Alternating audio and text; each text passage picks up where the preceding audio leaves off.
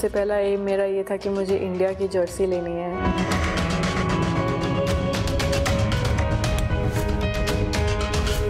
2011 में जब पहला इंटरनेशनल था, उसमें जब ट्रैक सूट मिला तो सबसे पहले ये देखा था कि उस पर इंडिया है। तब लगा कि हाँ, मैं इंडियन टीम के लिए सिलेक्ट हुई हूँ। जब वर्ल्ड कप में मेडल आया तो उसके बाद लगा कि हाँ, मैं वर्ल्ड रैंकिंग में या वर्ल्ड लेवल पे भी टॉप पे हो सकती हूँ।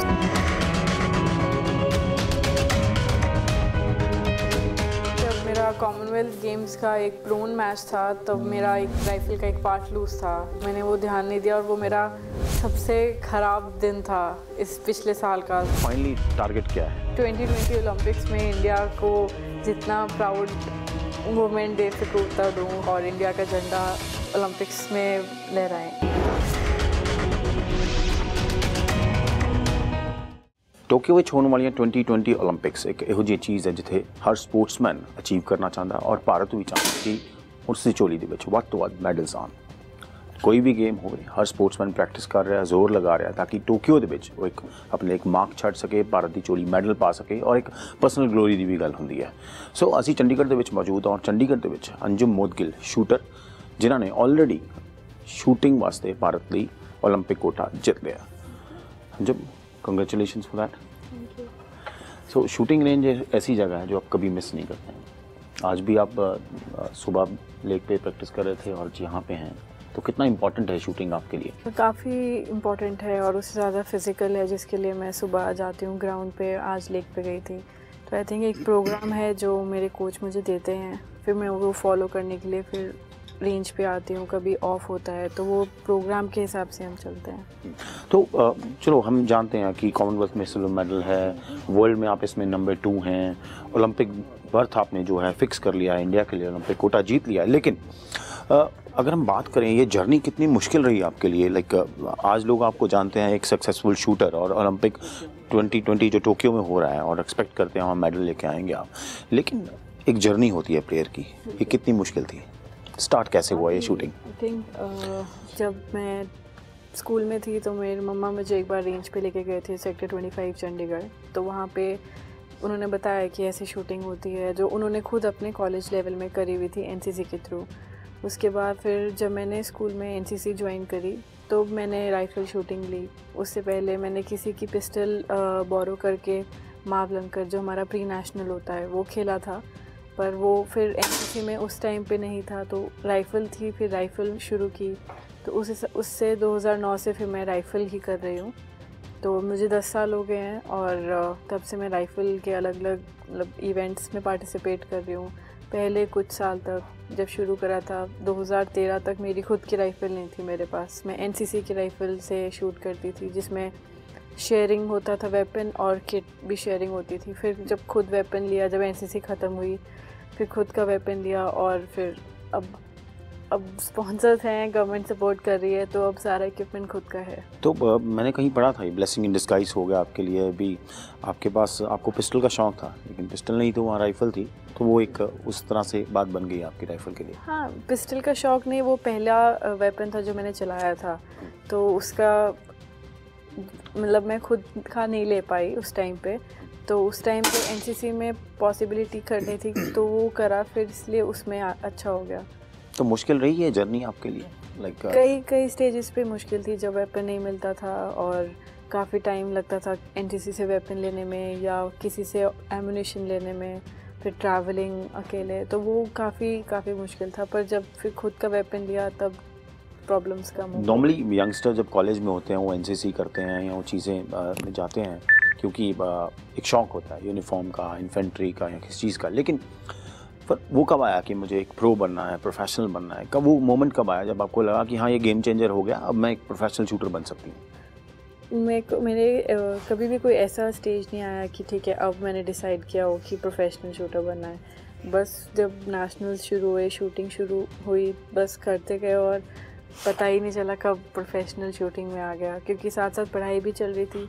पर देन वो ये चीज़ मुझे काफ़ी डिफरेंट लग रही थी और इसमें इंटरेस्ट भी था और मज़ा भी आ रहा था, तो पता ही नहीं चला कब ये प्रोफेशनली बन गया। बट देन वही कॉलेज में मास्टर्स करी जब स्पोर्ट्स साइकोलॉजी में, उससे पता चला कि हाँ गेम्स में कितना आगे, फील्ड में कितना डीप स्टडी है और ये सब। तो उसके बाद फिर काफ़ी नॉलेज भी हुई और इंटरेस्ट भी और हुआ। पर एक मोमेंट रहा होगा जब किसी भी प्लेयर को लगता है कि हाँ अब मैं उस लेवल के लिए जा सकती हूँ या जा सकता हूँ इंडिया के लिए, वो एक कुछ रहा होगा नेशनल्स में, कभी आपने कुछ जीता होगा, आपको लगा होगा कि हाँ now I can do it? जब शुरू किया था सबसे पहला मेरा ये था कि मुझे इंडिया की जर्सी लेनी है। तो 2011 में जब पहला इंटरनेशनल था उसमें जब ट्रैक सूट मिला तो पहले ही सबसे पहले ये देखा था कि उस पर इंडिया है, तब लगा कि हाँ मैं इंडियन टीम के लिए सिलेक्ट हुई हूँ। उसके बाद जब मैं जूनियर से सीनियर हुई 2014 में, तब फिर लगा, तब तुरंत मेरा सिलेक्शन सीनियर में हो गया था। तब लगा कि हाँ सीनियर में भी सिलेक्शन हुआ है तो अब मैं इंडियन टीम के लिए खेल सकती हूँ और मेडल ले सकती हूँ। अप्स एंड डाउन्स रहते हैं, मुझे पता लगा इंजरी भी हुई थी एक, आपको बैकबोन इंजरी हुई थी, वो कितना टफ फेस था? 3 मंथ्स आप रिहेबिलिटेशन के लिए गए थे, पीछे गए उस गेम में आप, गेम में आप उस टाइम के लिए? हाँ बिल्कुल, हर एथलीट को इंजरी होती है और शूटिंग में बैक इंजरी और शोल्डर इंजरी तो बहुत ही ज़्यादा प्रोमिनेंट है। सो उसमें स्कोर्स भी डाउन होते हैं, बॉडी एकदम डाउन जाती है, कई एक्सरसाइज नहीं कर सकते, बहुत प्रॉब्लम्स आती है। बट आई थिंक ठीक टाइम पे ठीक ट्रेनिंग के साथ ये चीज़ें इग्नोर की जा सकती हैं। इग्नोर एज इन की बच सकते हैं, उसे प्रिकॉशन लिया जा सकता है।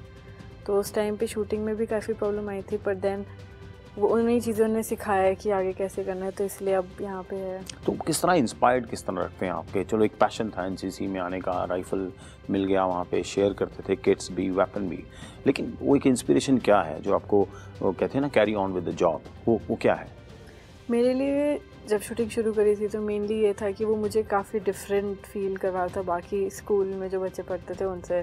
तो उसमें मुझे काफ़ी कॉन्फिडेंस आया बोलने का पब्लिक में और अकेले ट्रैवलिंग। सो आई थिंक जो कॉन्फिडेंस और मेरी पर्सनालिटी में जो चेंज आया गेम की वजह से, वो मुझे शूटिंग कैरी ऑन करने को मोटिवेट करता है। पहला बिग पॉइंट क्या था, बिग थिंग जो विच हैपेंड, जो हुआ आपके लिए शूटिंग में?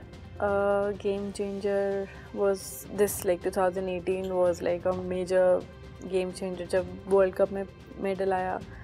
तो उसके बाद लगा कि हाँ मैं वर्ल्ड रैंकिंग में या वर्ल्ड लेवल पे भी टॉप पे हो सकती हूँ। उसके बाद फिर कॉमनवेल्थ में मेडल आया। So I think that was like really motivating me to carry on and it was like a game changer now. I think अभी वो नेक्स्ट फेज शुरू हुआ है शूटिंग का। पर रिस्पॉन्सिबिलिटी बढ़ी है इन मेडल से आपके ऊपर? बहुत एक्सपेक्टेशन भी है अब? बिल्कुल, काफ़ी ज़्यादा। आई थिंक कॉमनवेल्थ के मेडल के बाद इतनी एक्सपेक्टेशंस, मुझे आइडिया नहीं था कि गेम्स का इतना ज़्यादा लाइक पब्लिसिटी इतनी ज़्यादा होती है गेम्स की। सो आई थिंक उसके बाद रियलाइज़ हुआ कि ओके बहुत रिस्पॉन्सिबिलिटी है इंडिया की, पेरेंट्स की, हमारी खुद की, कि हम इंडिया के लिए मेडल जीते हैं। तो आई थिंक हाँ रिस्पॉन्सिबिलिटी बहुत बढ़ जाती है और हम काम करते हैं उसी के लिए और खुद के लिए। तो जब ये शुरू हुआ था आपका पैशन शूटिंग के लिए और जब आपको वेपन शेयरिंग, किट शेयरिंग, तो लगता था अभी इतनी दूर आ जाएंगे आप? बिल्कुल, मुझे पता भी नहीं था ओलंपिक्स क्या होता है या किसी भी गेम में। हम हर गेम खेलती थी मैं, तो ऐसे नहीं पता था कि ठीक है ओलंपिक्स होता है। वो कुछ साल पहले तक रियलाइज़ हुआ कि ठीक है ऐसे क्वालिफाई करना होता है, ऐसे मेडल्स आते हैं, ऐसे ऐसे। तो इट्स ऑल लाइक प्रोसेस। तो प्रोसेस में जो एक्सपीरियंसेस थे वो सिखाते हैं कि हाँ आगे कहाँ जाना है। शुरू इससे नहीं किया था कि ओलंपिक्स जाना है, बिल्कुल भी नहीं। 2018 में kind of purple patch hit किया आपने, मतलब अच्छा रहा आपके लिए, वर्ल्ड कप भी रहा, कॉमनवेल्थ गेम्स भी रहे, और लेकिन लोगों को लगता है कि बड़ी ग्लैमरस लाइफ होती है स्पोर्ट्स पर्सन की, लेकिन स्ट्रगल भी होती है, टफ टाइम्स भी होते हैं। तो अंजुम की लाइफ में आए हैं टफ टाइम्स शूटिंग को लेकर? वही जब इंजरी होती है, एकदम पीक पे परफॉर्मेंस होती है, उस टाइम बैक इंजरी या आर्म इंजरी, जब बाजू नहीं उठा पाते या हल्का सा भी चलने में दर्द होता है। सो आई थिंक वो प्रॉब्लम्स हैं जो हर एथलीट हर गेम के बहुत ज़्यादा फेस करते हैं। फिर मीडिया के थ्रू जो एक्सपेक्टेशंस इतनी राइज होती हैं, फिर वो डील करो उनसे, उनको मीडिया को समझाना कि ठीक है आपके नज़रिए से अलग चीज़ है, but as an athlete there is something else going on. So even making them understand, making others, colleges, schools and everyone understand the perspective from the athlete's view. So I think that's very difficult for us, but then सीख जाते हैं हम। I think वो problems आती हैं, otherwise हमें पता है कि हमारी journey की क्या क्या problems आ सकती हैं and we are ready to face them, और हम उनके लिए काम करते हैं। तो वो यही प्रॉब्लम्स हैं, पर आई थिंक क्योंकि हमने ये फील्ड अपने लिए चुनी है, हम इंजॉय करते हैं, तो हम उस चीज़ को प्रॉब्लम नहीं मानते।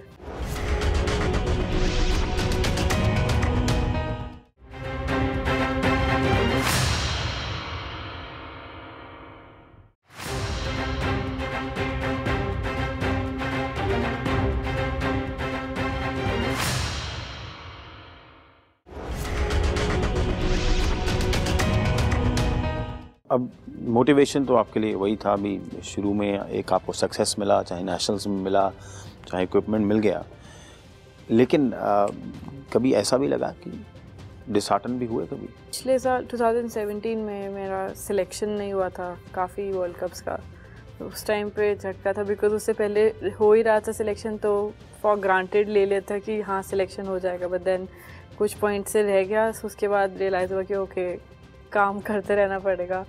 But then that was also like very important part of my life कि उस टाइम सिलेक्शन नहीं हुआ, and then I lost my masi उस टाइम पे, so I was able to give that time to my family, so I think that was really good. And अगर ups and downs होते हैं, it is really for good. अगर downs भी आते हैं so they teach you something and then you just rise, and उसके बाद से I could really focus on my shooting। and तो क्वालिफाई नहीं हुआ तो लगता था अभी नहीं होगा? नहीं होगा, नहीं हुआ पता था, पर देन पता था कि अभी आगे काम करना है, पर वो काफ़ी अच्छा टाइम पीरियड था कि ठीक है अच्छा हुआ सिलेक्शन नहीं हुआ, I could give that time to someone in need, so yeah, that was a major part of my life। तो डेली अभी भी डे कैसा रहता है? Like lot of hard work goes into it, काफ़ी काम करना पड़ता है शूटिंग के लिए? या लाइक शूटिंग ऐसे माना जाता है कि जिसके लिए फ़िज़िकल शायद नहीं ज़रूरी, बट देन मेरे लिए अगर मैं शूटिंग ना करूँ is not a problem, but physical exercise करना is very important for me. So मैं सुबह 5:30 और 6 ग्राउंड जाती हूँ, एंड देन वहाँ पे लग जाता है अराउंड 3 आवर्स, एंड देन उसके बाद थोड़ा ब्रेकफास्ट एंड रेस्ट करके यहाँ पे ट्रेनिंग यहाँ पे अभी कर रही हूँ, अदरवाइज़ दिल्ली में होती हूँ। दिल्ली या दीपाली मैम मेरे कोच हैं, उनके पास मुंबई में। तो उसके बाद बस यहाँ से वापस जाके फिर शाम को जिम और फैमिली के साथ टाइम। तो नॉर्मली इतना ट्रैवल करते हैं और ये सारी चीज़ों को स्टेबिलिटी रखने के लिए, चाहे फिटनेस हो, क्योंकि बड़ी हाई कंसंट्रेशन की गेम है ना, जब आप टारगेट को एम करते हैं, तो उस सब के लिए कोई डिफ़िकल्ट स्ट्रेंथनिंग के लिए ज़रूरत होती है, या कोई और चीज़ें आप करते हैं कि आप अपना फिटनेस भी रखें और मेंटल बैलेंस भी बिल्कुल ठीक रहना चाहिए? जो हमारे एक्सरसाइज का प्रोग्राम होता है उसमें strength, stability, balancing, meditation, breathing, हर चीज़ होती है, और बाकी गेम के मुताबिक काफ़ी अलग एस्पेक्ट ऑफ फिज़िकल ट्रेनिंग भी होता है। और मेंटल ट्रेनिंग के लिए वही मेडिटेशन या ब्रीदिंग एक्सरसाइजेस, और जैसे मैं पेंटिंग करती हूँ तो उसमें मेरे को बहुत मेंटल स्टेबिलिटी और कामनेस मिलती है। तो आई थिंक वो चीज़ें मेरे लिए काफ़ी काम आती हैं। तो हमें पता है कि पेंटिंग आपका एक अलग पैशन है, और मैंने पढ़ा भी है कि आप चूज़ नहीं कर पाते हैं between the bullet and the brush, तो वो कहाँ से आ गया? ये बड़ा हार्डकोर है और वो बड़ा लाइट कोर है, एक artistic. But I think like एक बार स्कूल में ऐसे ही अच्छा लगता था, फिर ऐसे ही शुरू किया किसी अपने टीममेट्स की टी शर्ट्स पेंट करना। फिर यहाँ पे मेरे एक फ्रेंड्स ने कैफ़े खोला, फिर उनके कैफ़े में उन्होंने मुझे जगह दी कि आप यहाँ पेंट कर सकते हो। जब मैंने किया देन आई रियलाइज्ड कि okay I can do it at a better level. तब से फिर मैं बनाना काफ़ी शुरू किया painting, and then I could actually find happiness and calmness through painting, तो that help me in my shooting. तो वो काफ़ी चीज़ अच्छी। हमने सुना जब आप अब्रॉड ट्रैवल करते हैं टूर्नामेंट्स के लिए, वो पैक करते हैं साथ में सामान? थोड़ा बहुत जो हल्का है वो पैक कर लेते हैं कि जब भी फ्री डे हो उस दिन हम टायरिंग ना कुछ करके पेंटिंग कर लूँ तो अच्छी रेस्ट हो जाती है। तो हेल्प करता है इसमें? बिल्कुल, काफ़ी ज़्यादा मेडिटेशन है मेरे लिए पेंटिंग। तो अब अगर बात करें यंगस्टर्स की, आगे आप शूटिंग किस तरह देखते हैं? पंजाब में हो या इंटरनेशनल हो या इंडिया में हो, क्योंकि अब आप प्रो हैं, सीनियर हैं, लोग आपको देखते हैं एज अ रोल मॉडल। अब ओलंपिक भी आ रहा है, कहाँ है शूटिंग का लेवल जो है इंडिया में? काफ़ी अच्छे लेवल पे। आई थिंक काफ़ी यंग प्लेयर्स हैं पंजाब, हर जगह से, इंडिया में हर जगह के प्लेयर्स अभी 15-16 ईयर्स के, जैसे मनु भाकर है, सौरभ चौधरी, अनीश मेहुली, इतने सारे प्लेयर्स हैं जो इतना अच्छा कर रहे हैं इंटरनेशनल लेवल पे, सीनियर लेवल पे, इसी एज में 15-16। तो आई थिंक बहुत ही अच्छा होने वाला है और इतने इतने नए लोग आ रहे हैं शूटिंग में। सो आई थिंक शूटिंग का लेवल तो कुछ बहुत ही अलग है। इंडिया में तो it's like world level India के अंदर ही ऑलरेडी। इंडिया में ही अपने कंपटीशन में ऐसा होता है कि जैसे आप वर्ल्ड कप का फाइनल खेल रहे हो। It's like amazing amazing level of shooting. तो वो मोमेंट किस तरह, 2018 आपने मेडल्स जीते, चाहे वर्ल्ड कप हो, चाहे कॉमनवेल्थ गेम्स हो, ओलंपिक कोटा बुक किया, लेकिन हर प्लेयर जो है ओलंपिक में जाना चाहता है, हर टीम चाहती है कि हमारा रिप्रेजेंटेशन हो, हर कंट्री चाहती है। तो आपने ओलंपिक कोटा जो है इंडिया के लिए बुक कर लिया है वहाँ, वो कितना बड़ा मोमेंट था आपके लिए और कितना टफ था वो उस दिन की बात करें कंपटीशन की? मैंने कोटा जीता 10 मीटर एयर राइफल में। सो वो पहले था मेरा मैच और मेरा 50 मीटर का जो मेन इवेंट कंसिडर किया जाता है वो बाद में था। तो मेरा मैच अच्छा हुआ, बस मैंने ये ध्यान दिया कि जो मैं गलतियाँ ट्रेनिंग में कर रही हूँ वो मैं ना करूँ। और वो मैच अच्छा हुआ एंड देन फाइनल में मेरा सिर्फ सारा ध्यान यही था कि मेरे को ठीक टेक्निक चलाना है, ये नहीं कि स्कोर क्या है या कोटा मेरे ध्यान में भी नहीं था क्योंकि मुझे पता नहीं था उसमें कितने कोटा हैं। बट देन उन्होंने अनाउंस किया जब बाद में कि ठीक है 4 कोटाज हैं, like top 4 people will earn a quota. तो बहुत बहुत हार्ट बीट बढ़ जाती है एंड देन राइफल तो इट्स लाइक बहुत ज़्यादा मूवमेंट होती है। बट देन फिर कोच सिर्फ यही कर रहे थे कि अपनी टेक्निक पे ध्यान दो। तो वो काफ़ी अच्छा मोमेंट था जो मुझे बहुत अच्छे से याद रहता है। So I think that was like amazing कि जब मेरा सिल्वर आया तो पहली बार मेरा इतने अच्छे लेवल पे एयर में सिल्वर आया और ओलंपिक कोटा आया कि ऐसा लग रहा था कि बहुत जल्दी मिल गया, कि पहला कंपटीशन ही था जिसमें हम क्वालिफाई कर रहे थे ओलंपिक्स के लिए और वो मिल गया। So it was like a very very nice moment for me. Jubilation था बैक होम? या आई मीन उसके बाद तो काफ़ी मतलब मेरे और भी मैच थे, फिर वो ख़त्म करके वापस आए। It was really good. फिर थोड़े दिन का ब्रेक, फिर हमारा नेशनल्स था। So it was like more of very short break and then training.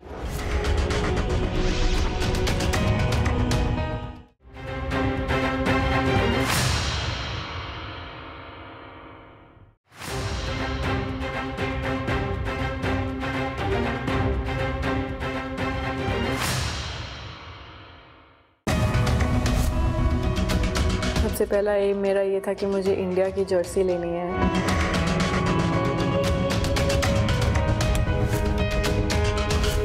2011 में जब पहला इंटरनेशनल था उसमें जब ट्रैक सूट मिला तो सबसे पहले ये देखा था कि उस पर इंडिया है। तब लगा कि हाँ मैं इंडियन टीम के लिए सिलेक्ट हुई हूँ। जब वर्ल्ड कप में मेडल आया तो उसके बाद लगा कि हाँ मैं वर्ल्ड रैंकिंग में या वर्ल्ड लेवल पे भी टॉप पे हो सकती हूँ।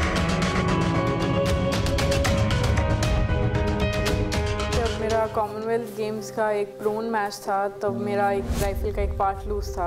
मैंने वो ध्यान नहीं दिया और वो मेरा सबसे ख़राब दिन था इस पिछले साल का। फाइनली टारगेट क्या है? 2020 ओलंपिक्स में इंडिया को जितना प्राउड मोमेंट दे सकूँ उतना दूँ और इंडिया का झंडा ओलंपिक्स में लहराएं।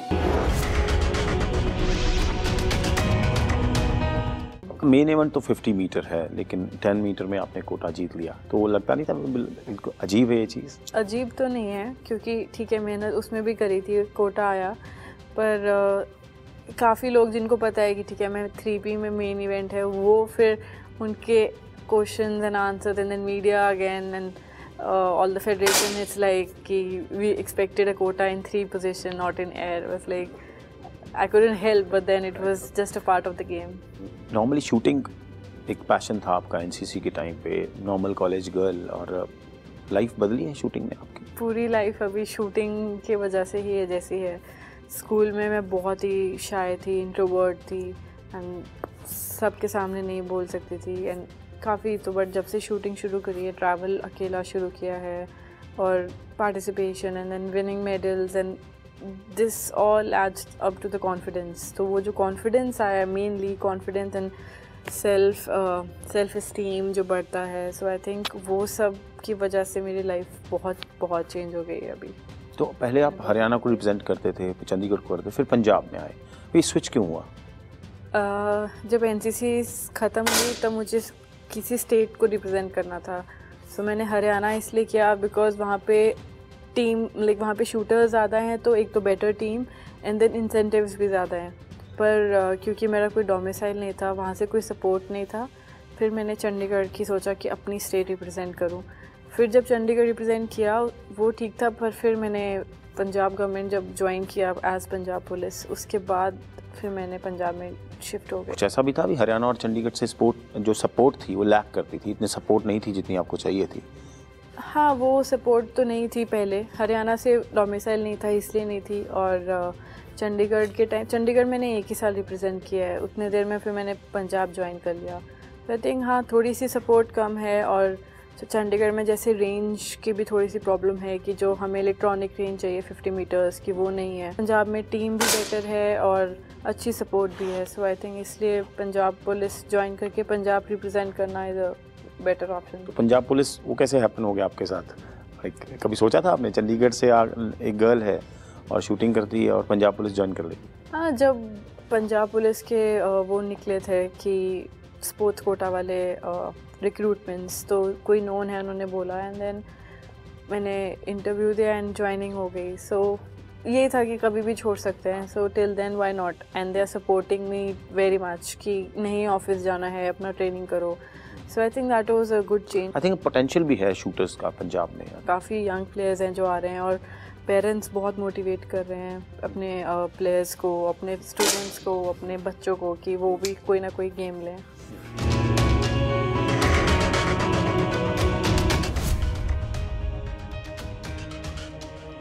अंजुम, बेस्ट मोमेंट क्या रहा है अब तक? 2018 बड़ा अच्छा रहा, लेकिन बेस्ट मोमेंट क्या था आपकी शूटिंग की जर्नी का? आई थिंक मेरे लिए जब मेरा कॉमनवेल्थ गेम्स का एक प्रोन मैच था, तब मेरा एक राइफल का एक पार्ट लूज़ था, जो मेरे मैच के बीच में लूज़ हुआ, तो मैंने वो ध्यान नहीं दिया, और वो मेरा सबसे ख़राब दिन था इस पिछले साल का। सो आई थिंक वो इतना ख़राब था। मैं लास्ट थी रैंकिंग में, और क्योंकि पता चल गया था प्रॉब्लम क्या है तो थोड़ा बेटर लगा, पर वो बहुत ही ख़राब दिन था। तो बट नेक्स्ट डे उसी चीज़ की वजह से मुझे बहुत ही ज़्यादा फोकस और कंसंट्रेशन था, और अगले दिन मैंने कॉमनवेल्थ गेम्स रिकॉर्ड मारा और सिल्वर आया। So I think that was a very good moment for me कि एक दिन ऐसा था और अगले दिन मैं मेडल जीत पाई इंडिया के लिए, तो वो चीज़ मेरे लिए काफ़ी अच्छी थी। तो वो जो पार्ट था आपके इक्विपमेंट का, वो मैच के दौरान ही लूज़ हो गया था, क्या हो गया? हाँ, क्योंकि स्टार्टिंग ठीक हुई थी, फिर बीच में एकदम ख़राब हो गया, और मैं पहले बीच में नहीं जज कर पाई कि प्रॉब्लम क्या हो रही है। सो आई थिंक वो काफ़ी बहुत ही बुरा, उतना बड़ा मैंने शायद जब शूटिंग शुरू करी थी तब नहीं मारा था, तो बहुत ही बुरा था। पर आई थिंक वो उसने मुझे काफ़ी कुछ सिखाया उस दिन ने, और उसके अगले दिन जितना मेरे पास फोकस था और वो सब वो उस दिन की वजह से था। स्पोर्ट्स एक गेम ऑफ कॉन्फिडेंस होती है, लेकिन उस दिन आपका कॉन्फिडेंस शैटर हुआ होगा डेफिनेटली। आप अपने आप को बिल्कुल लास्ट रैंकिंग पे देखना, और किसी भी शूटर के लिए या किसी भी इंटरनेशनल एथलीट के लिए बड़ा डिमोरलाइजिंग होता है। तो वो किस तरह आपने कैरी फॉरवर्ड किया कि नेक्स्ट डे इंडिया के लिए सिल्वर मेडल ले लिया? वही उस दिन बेस्ट पार्ट ये था कि मुझे प्रॉब्लम पता चल गई थी कि क्या हुआ है। अगर वो नहीं पता चलती तो मेरे मन में वो डाउट रहता कि क्यों ख़राब हुआ। सो मैंने मतलब खुद देखा कि प्रॉब्लम क्या थी, वो पता लगा, सो उससे मुझे थोड़ा रिलीफ मिला। फिर उस दिन अच्छे से फिज़िकल किया, एकदम शांत, किसी से बात नहीं की क्योंकि बहुत मूड ख़राब था। थोड़ा सा पेंटिंग किया, बुक पढ़ी, और आई थिंक अगले दिन बहुत ही जल्दी मैच था सुबह। सो मेरा बस मुझे पता था कि मैं तैयारी इतनी अच्छी की हुई है, सिर्फ ऐसे नहीं ख़त्म होगा मेरा कॉमनवेल्थ गेम्स। तो अगले दिन बस फिर वही अगले दिन सुबह इतना फोकस था, मुझे पता नहीं मेरे कोच मैम ने क्या बात करी क्या नहीं, मेरा पूरा ध्यान गेम पे था और काफ़ी अच्छा एंडिंग था। तो बिगेस्ट मेडल रहा है आज तक आपके लिए जब से शूटिंग आपने शुरू की? हाँ, कॉमनवेल्थ गेम्स का मेडल सबसे बिगेस्ट ऑस्ट्रेलिया में।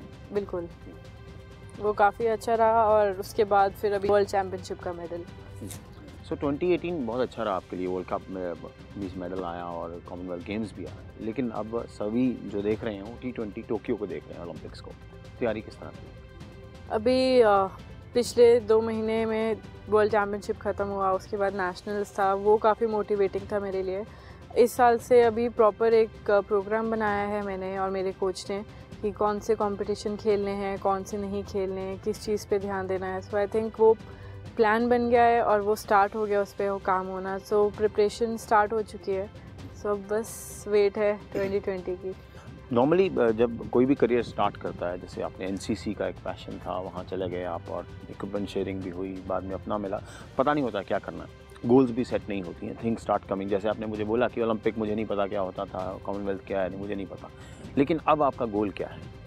अभी गोल जैसे मेरा शूटिंग जब मैंने शुरू करी तब कभी भी ऐसा नहीं था कि मुझे ओलंपिक्स जाना है, बिल्कुल भी नहीं। और पिछले साल या अब तक भी ऐसा नहीं है कि मुझे ओलंपिक गोल्ड लेना है। हमेशा से मेरे लिए शॉर्ट टर्म गोल्स रहे हैं, मतलब एक मेन पता है, बट देन जैसे शुरू में मैंने आपको बताया, जैसे मुझे इंडिया की जर्सी चाहिए थी, उसके बाद मुझे इंडिया नंबर 1 या इंडियन टीम में आना था, उसके बाद सीनियर में मुझे इंडिया के टॉप पे परफॉर्म करना था कि हाँ सबसे अच्छी शूटर रहूँ ऐसा।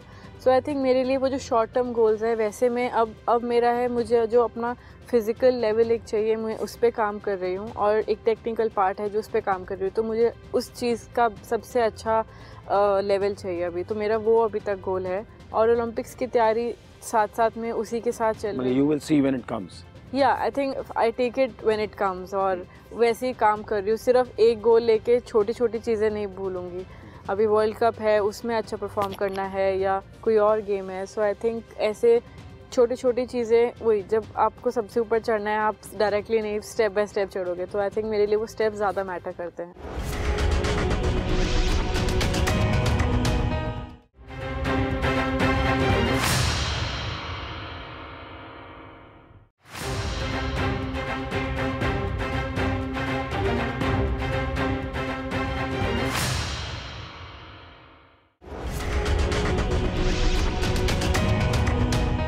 जब आप वॉक अराउंड करते हो सोसाइटी में, लोगों से मिलते हो, तो ये फील होता है कि एक्सपेक्टेशंस बढ़ गई हैं लोगों की? काफ़ी ज़्यादा, मतलब अब तो बहुत ही ज़्यादा हर कोई मिलता है तो अच्छा कि टोक्यो के लिए क्वालिफाई किया है, मेडल चाहिए, या काफ़ी एक्सपेक्टेशन, मतलब बहुत ही ज़्यादा एक्सपेक्टेशन रहती है, सभी को सभी से रहती है। बट जब मेडल्स आने लग जाते हैं तब वो एक्सपेक्टेशन हर कंपटीशन में, हर चीज़ में चाहिए होती है। सो आई थिंक वो नेचुरल है।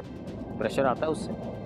प्रेशर आता है, पर आई थिंक हम एक एथलीट्स एक लेवल पे आके हम इतने यूज्ड टू हो जाते हैं इस चीज़ से, मीडिया इंटरेक्शंस या फैमिली की तरफ से या कॉलेज स्कूल की तरफ से, ये अगर हमें बार बार एक्सपेक्टेशंस या ये सब हो रहा है तो हम यूज्ड हो जाते हैं। और हम एक्चुअली जब गेम पे या हमारे ऊपर काम कर रहे हैं हम फिज़िकली या मेंटली, तो हम उस चीज़ से डील कैसे करना है उस चीज़ पे भी बहुत काम करते हैं। अंजू में कितना टफ है अपने आप को उस चीज़ के लिए मेंटेन रखना, हमेशा इंटरनेशनल टूर्नामेंट्स के लिए मेंटेन रखना।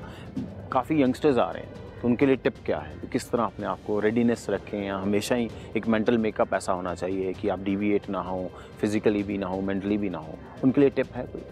टिप यही है कि अगर जैसे सपोज़ कुछ ख़राब भी हो, कुछ प्रॉब्लम आ जाए, तो उससे एकदम से डिसहार्टन ना हो के उसको एज अ लेसन लेके आगे चलो।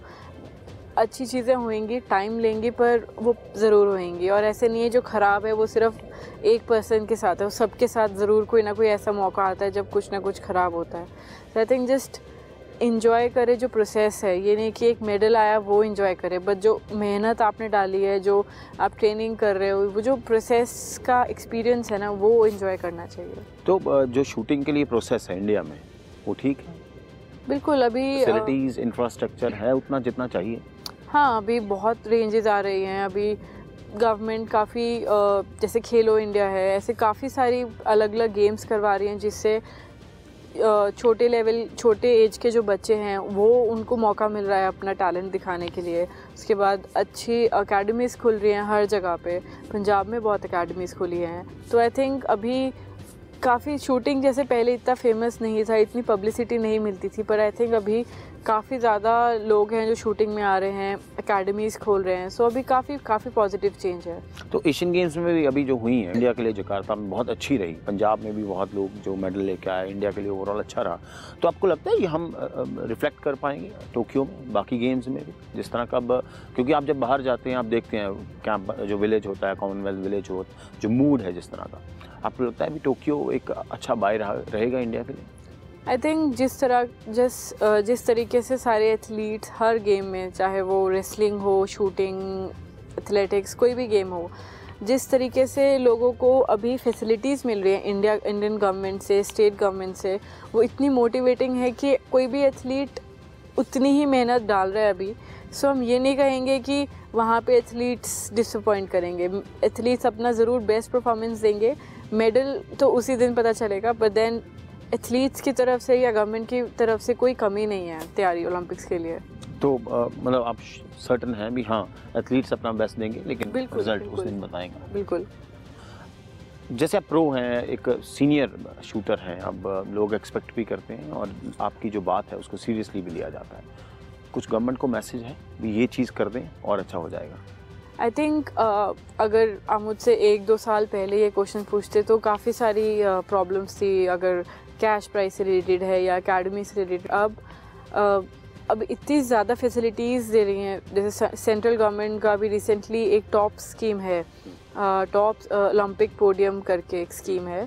सो आई थिंक वो इतनी मोटिवेटिंग एंड इतनी फाइनेंशियल सपोर्ट है हमें सेंट्रल गवर्नमेंट के थ्रू, जिसमें वो प्रॉपर रिसर्च कर रहे हैं हर एथलीट के बारे में, हर गेम के एथलीट के बारे में, और वो उस चीज़ पे काम कर रहे हैं कि कैसे जो भी थोड़ी सी कमियां अभी इस साल या 2 साल पहले रही हैं ओलंपिक्स तक, वो सब ना आए इस बार।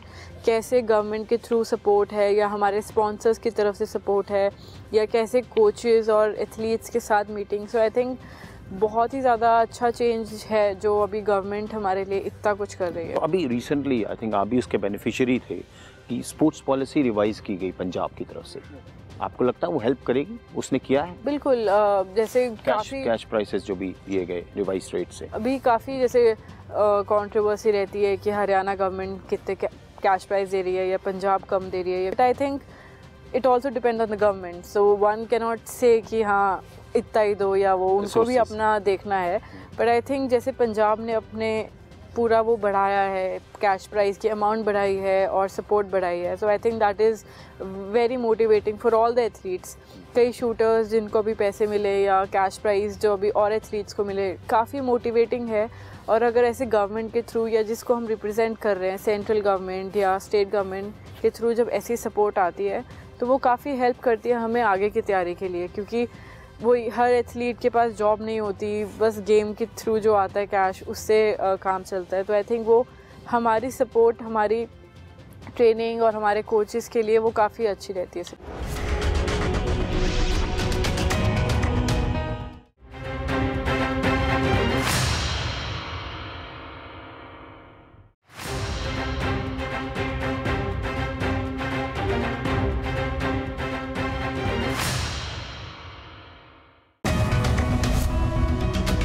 सबसे पहला एम मेरा ये था कि मुझे इंडिया की जर्सी लेनी है।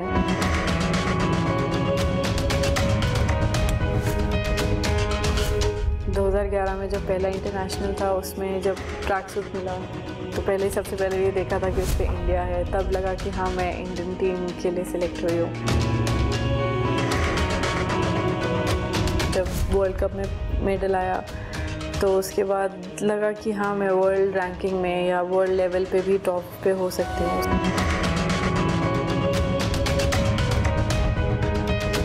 जब मेरा कॉमनवेल्थ गेम्स का एक प्रोन मैच था, तब मेरा एक राइफल का एक पार्ट लूज था, मैंने वो ध्यान नहीं दिया और वो मेरा सबसे ख़राब दिन था इस पिछले साल का। फाइनली टारगेट क्या है? 2020 ओलंपिक्स में इंडिया को जितना प्राउड मोमेंट दे सकूँ उतना दूँ और इंडिया का झंडा ओलंपिक्स में लहराएं। हरियाणा वर्सेस पंजाब डिबेट रहती है हमेशा कैश प्राइस की, ये हेल्दी है गेम के लिए? ये हेल्दी ऑब्वियसली नहीं है, बट एथलीट्स एक्चुअली उनको मैटर नहीं करता। ठीक है, जो हरियाणा से नहीं है उन्हें होता है कि हमें भी हरियाणा जितना सपोर्ट मिले, but then at the end of the day हम सब अपनी गेम पे कंसंट्रेट करते हैं। ऐसा नहीं है कि हमें कैश प्राइस के लिए ही खेलना है या वो नहीं मिलेगा हम फिर भी खेलेंगे, बट देन अगर मिलेगा वो बहुत मोटिवेटिंग रहता है। पर काफ़ी पंजाब के लोग हरियाणा जाते हैं छोड़ के।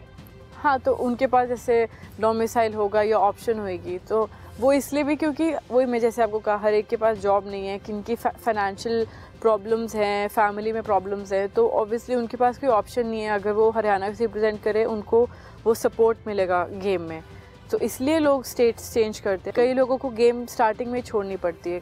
तो हरियाणा के कुछ एथलीट तो अभी ट्वीट कर रहे थे पीछे कि जो प्रॉमिस हुआ हरियाणा गवर्नमेंट ने दिया नहीं, तो आपके ही कुलीग ने किया। तो आपको लगता है ऐसे गवर्नमेंट को प्रॉमिस करके डिलीवर करना चाहिए? बिकॉज जब प्लेयर ने डिलीवर किया तो गवर्नमेंट को भी करना चाहिए। मनु भाकर ने ट्वीट किया था। बिल्कुल, आई थिंक वो यूथ ओलंपिक गेम्स का था, जहाँ तक मैंने पढ़ा मुझे ऐसा था कि शायद क्योंकि अगर वो प्रॉमिसेस रखते हैं तो उसको टाइम लगता है डिलीवर करने के लिए। तो आई थिंक जैसे अभी हुई हैं यूथ ओलंपिक गेम्स अक्टूबर में, अगर प्रॉपरली पूछा जाए तो मुझे आइडिया नहीं कि कब उन्होंने कंफर्म किया होगा कि किस मंथ में वो देने वाले हैं।